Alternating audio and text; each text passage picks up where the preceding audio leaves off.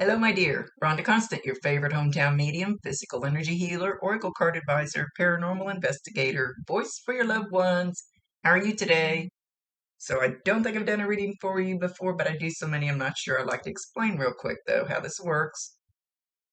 I see, hear, feel, sense, know. They talk to me, but they also show me pictures, and I call it spiritual charades. I try to describe the picture the best I can. They never waste a message. They don't waste their energy. So if it doesn't make any sense now, keep it in mind because you'll either see it later, remember it later, or somebody else will validate it for you later and go, know what he's talking about. This is not an exact science. Sometimes you're going to have to stretch it outside the box a little bit. Sometimes they just say one word and hopefully that rings a bell with you. Um, it's their show. I let them do within reason anything they want to. They know best what you need to hear or what they want you to hear from them. So we're going to talk to Wayne today, and he's talking about messing with your ear. Like he wants to kind of give it a little tweak or a pinch or just a pull or something with your ear. So know when you feel something, and sometimes they can come through really strong and do it, and sometimes it's very slight. Everybody feels the energy different. I don't know exactly how you're going to feel it. You won't feel it like I do. So anyway, you feel something like maybe even just that slight on one ear. Know that that's him stopping in to say, hey, I'm here. Validate him, acknowledge him, tell him you love him, and ask him to bring you more. Okay, hang on. So anytime you think you get a sign from him, even if you're going to question all of them until you get the hang of it.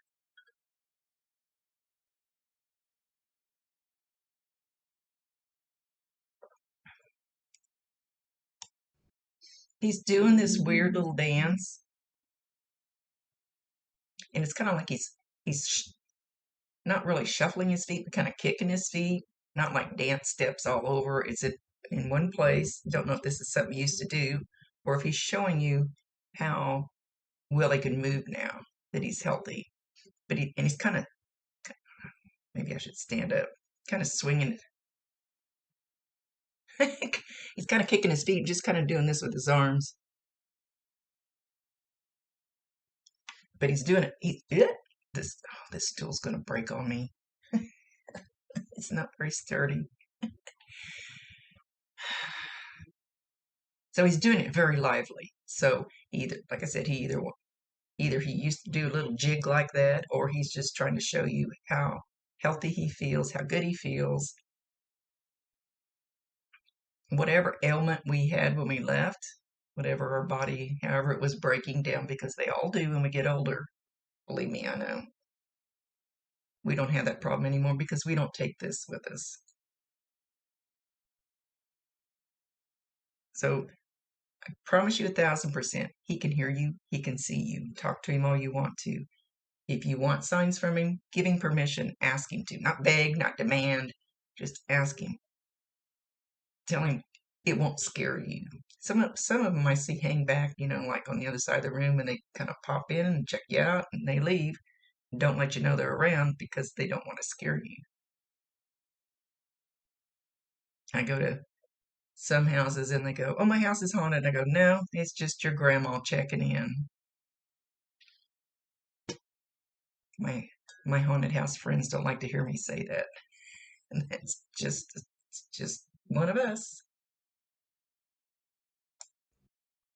Okay, so you ask about a baby. He's showing himself standing there, but there's an older lady, like a grandma type figure. Now, I always say grandma type because the little lady next door can feel more like your grandmother than your grandmother, blood grandmother, clear across the country that you hardly ever talk to, maybe once a year.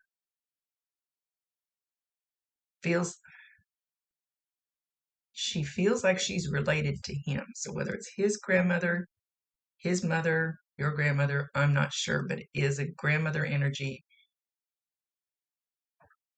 She looks, hang on, Let me look again. Back here.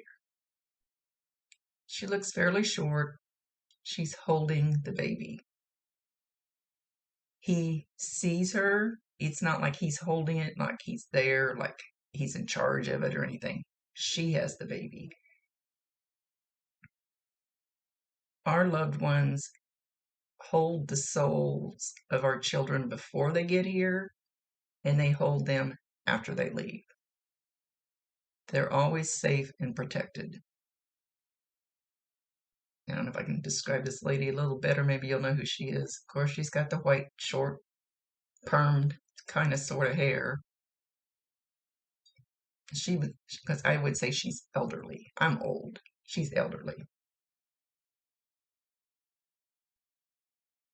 Looks fairly short and fairly slim.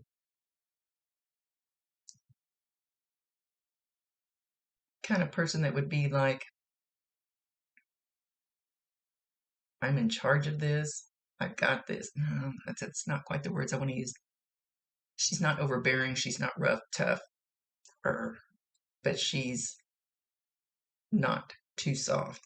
I don't know what words to use. She's in the middle of the road. Very protective. Very protective.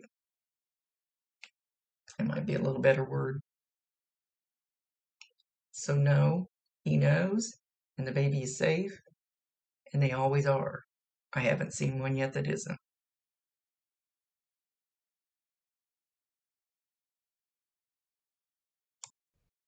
Okay, he's sitting there and he's got a book and he opens it. Do it again. He's taking his finger and he's going like this, so he's reading the lines in the book. He's getting a pencil out, piece of paper. So I don't know if you're going to school, you're thinking about going back to school.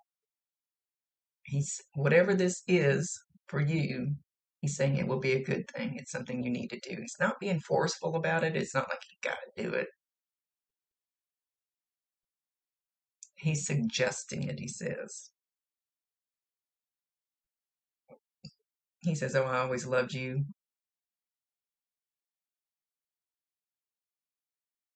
Now he's showing a big black dog. It's not a Labrador. I mean, it's that size of dog, like a Labrador, but it's not. It's got a little bit longer hair and it's got longer hair on its tail, but it looks totally black from the side anyway, or at least totally dark. So I don't know if he had a dog like this, you had a dog like this.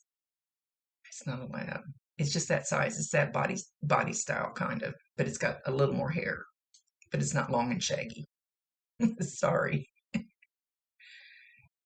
And whether it was your dog, his dog, or somebody else close to you that needs to know that their fur baby is with him and it's safe and well. Dogs come through with them a lot. Okay, he says, what's something that you desire to do that would make you happier? First thing that comes in your head. He says, first thing that pops in your head. It could be the dumbest thing like learning how to do a headstand. Doesn't matter what it is. Taking dance lessons. Doesn't matter what it is. What's that one thing, first thing popped into your head that would, and not a person, it's got to be something for yourself, something that you would like to do. Go to paint, learn to paint. Doesn't matter. And it could be really, really dumb. Doesn't matter because it's not dumb to you. He's saying you need to do it. It will totally help open your heart up, help set you free.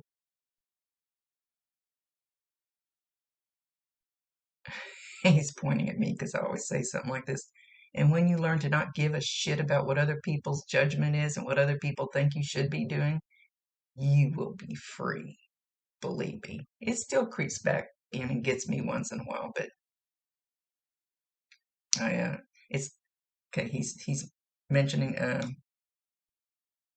I came out of a restaurant with my grandson one day in the middle of the afternoon, and I'm dancing across the parking lot. He goes, "Grandma, really?" And I go, "I don't give a shit what those people looking out the window think. That's what I felt like doing at the time. I don't care if they think I'm crazy. Felt good." He wants you to do something like that. He says you let too many people put you under their thumb, and that's not being you. That's being them. Don't ever, he says, don't ever let anybody make you be them. Be you.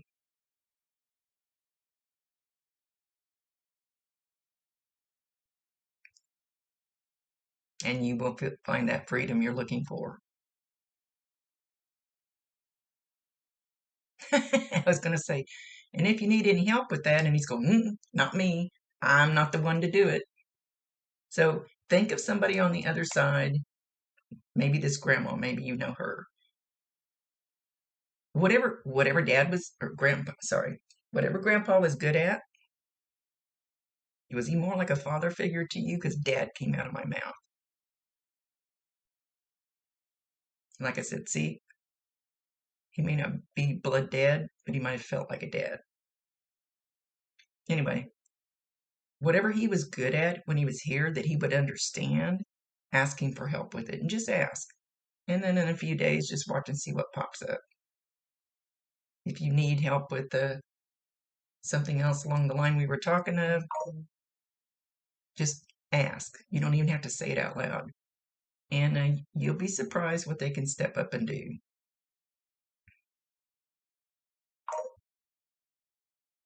And he told me to practice what I preach. I haven't been doing that until yesterday. I finally got back on it. And you'd be surprised what popped up in one day.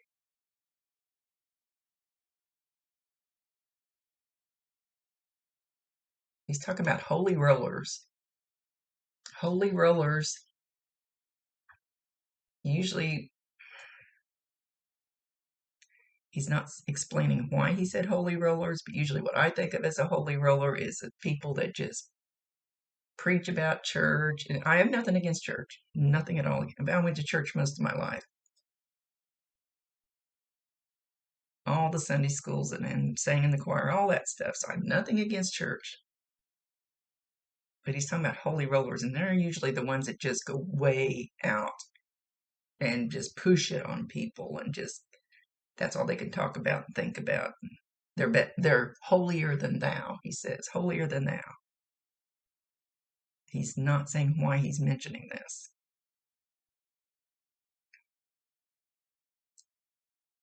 Now he says, whoever this is, could be somebody you work with, it could be somebody in your family. You need to put your hand out, kind of put them back. Put them back. They're pushing on you. And even if they're not physically pushing on you, their energy is pushing on you. Holding them back, like, that's kind of energy work, and I don't have time to explain it. So I don't know if you understand any of that.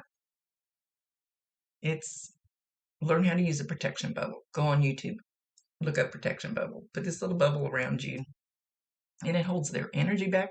Doesn't mean you don't talk to them again, doesn't mean you don't interact with them. It just keeps their energy from smothering you, if you want to call it that. Sometimes that gets so overbearing that if there's somebody that's doing this, you just almost feel like you really want to stand back like this. Not that you could love them to death. That's not the point. I put a shield up between my husband and I sometimes. It's like, you keep that energy over there, buddy. That's not mine.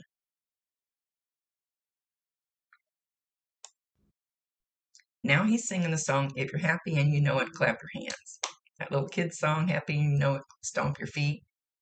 He says, when you get these things accomplished and you get to that point, you're going to be doing that song. And you'll possibly hear this song. I don't know if you have any young kids or not, but it could be on a movie, it can be on Facebook, it can be in a grocery store walking through there and you hear the song playing.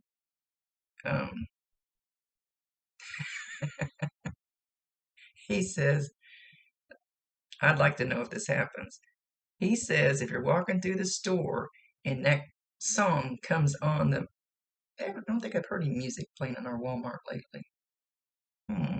Anyway, you hear that song. He says, I dare you to clap your hands, stomp your feet, do the little happy dance right in the middle of the store in front of everybody. They won't know what you're doing. They'll think you're batshit crazy. He's laughing his ass off. He says, so what? He's still laughing. Oh, that'd be great.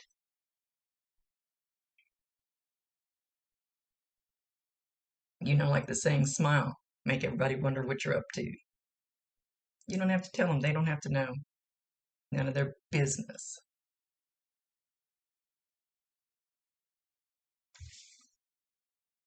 So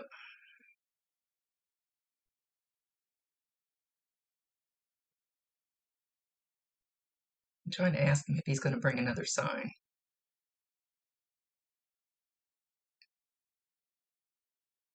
Okay, I'll try to explain this real quick. You're going to see him, but you're not going to, I don't think you're going to full on see him like I see them, but I also see him the same way he's describing. Like, let's just say you're sitting in the living room. Doesn't have to be in the living room. And out of the corner of your eye, you think you see somebody move, somebody walking. And you look and there's nothing there. So you think it's your imagination. You will see them, and I even see them in my peripheral vision. And I include this up here because if I'm looking down, sometimes I'd see them walk by my table. And I turn my head and I can't see them either, even though I know how to see them. Anyway, so I just know somebody's there. So again, validate him, acknowledge him, tell him you love him, and ask him to bring you more. If you want more, if it scares you, tell him that. Don't have to say it out loud. You can talk with your telepathic up here. I've talked to a real live person face to face that way, but she's good. He says, so know that I'm here, ready and willing to help you. I got nothing but time on my hand because there is no time up here. I love you. I appreciate your kind thoughts. I appreciated you when I was here. And I know I just got my first cup of coffee, but and it's not cold outside today, but I'm starting to sweat my ass off. My house is not that hot, so don't know if this is something like when his energy gets close that your whole body's gonna have. It's I don't even know what a hot flash feels like because I never had one. But it's like all of a sudden I'm just getting really warm. I don't feel like my blood pressure's up. I feel like my armpits are going to start sweating. So know that anything that happens to me during a reading is meant for you. So no, that could be the way his energy affects you. So no, if you all of a sudden get really hot, don't run to the ER. Ask him if that's him, and ask him if that's him making you do that. Ask him to back up for a minute. You want to see the difference. You want to see the difference in the way you feel the energy. Ask him to step his energy back. Yeah, because I'm starting to cool off. But don't tell him to step back forever unless you don't want him to do it. I mean, it's totally up to you. It's your free will choice.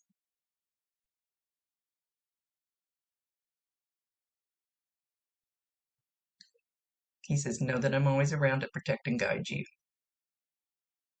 He's calling you, okay, we stink at names and nicknames. Used to get them all exact, don't anymore, probably jinxing myself every time I say it. It's calling you something like Bumblebee. That's one you might have to stretch outside the box. It's probably not Bumblebee, but close. Could be just something with two B's, could be something B. Anyway, with that, he's stepping out. He's kind of waving like this. I'll see you around. Do the happy dance. I love you. more than you know. Something about hugs and bunches. And there's another one you might have to stretch outside the box. Something in bunches of hugs. Say it again.